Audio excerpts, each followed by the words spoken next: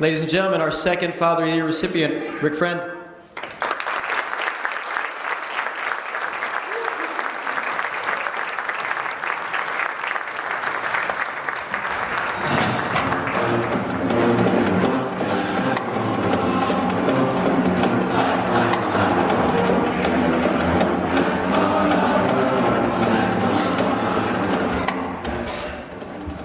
Speak after me.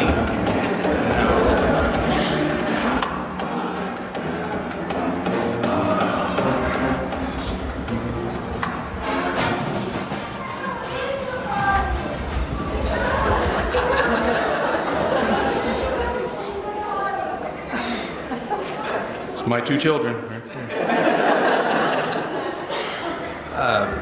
For anyone that's sitting at my four tables that thought that receiving this award would kind of go to my head and unleash a lengthy homage to my awesomeness, you're absolutely right.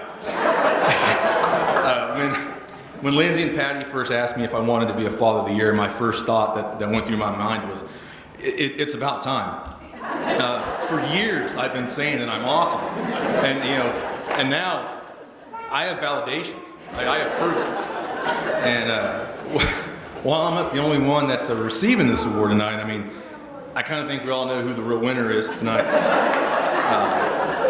So let's all just take a small moment and ask ourselves, just who is this Rick Friend? Who is this now award-winning man? Is it a coincidence that I get this award on the same weekend that the new Superman movie comes up?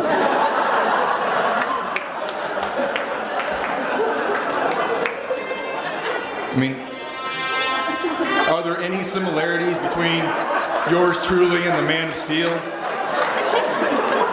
We both grew up in small Kansas towns.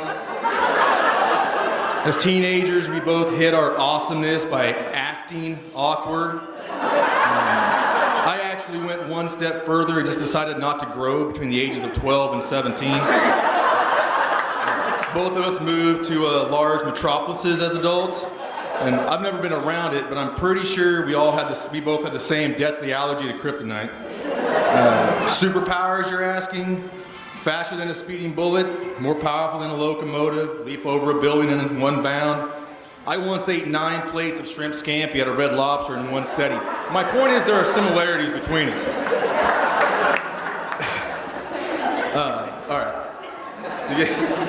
Kind of enough. From the bottom of my heart, from everyone, thank you so much for this. I want to thank everyone who got dressed up, decided to spend their time here. You're all here because of a great cause, and that is very, very dear to me and my family, so thank you.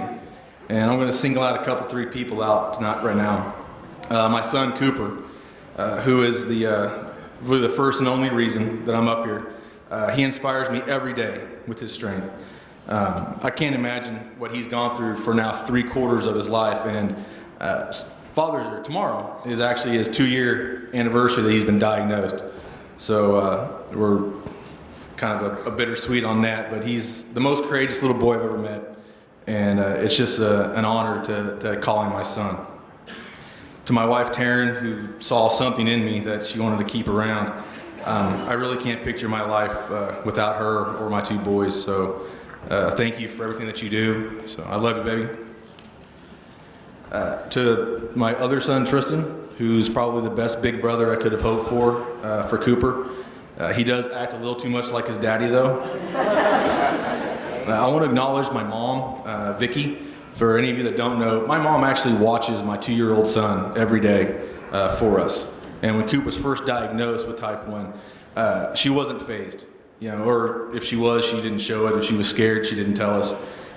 She asked for every copy of every piece of literature we were given on diabetes. She went home, she read them. She watched me check him, she watched me give him shots, she watched me measure his food for 1 week, and then she did it all by herself. So she's amazing. There are a few dads that I want to recognize and thank for not only giving me a support system, but also just showing me in their way that it not only takes to be a dad, or to be a father, but to be a dad. My father, Mike Friend, who taught me that when you're ever struggling for an answer with your children, you should always go with because you're my son. My older brother Jeff, who's been my role model since pretty much forever, thank you. Brady Turnus, whose time as a dad, in my mind, should be required inspirational reading for any new father that's out there. He taught me to cherish every day that I have my children. My grandfather Joe Ybarra, he overcame so many obstacles in his life, and I don't think I ever met anybody that just automatically didn't love him from the start. He taught me that no matter how bad I think I have it, he had it a lot worse, so quit complaining and go fishing every once in a while.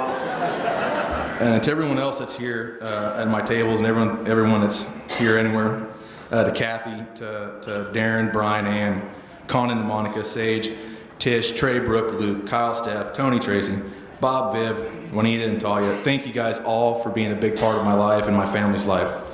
Thank you.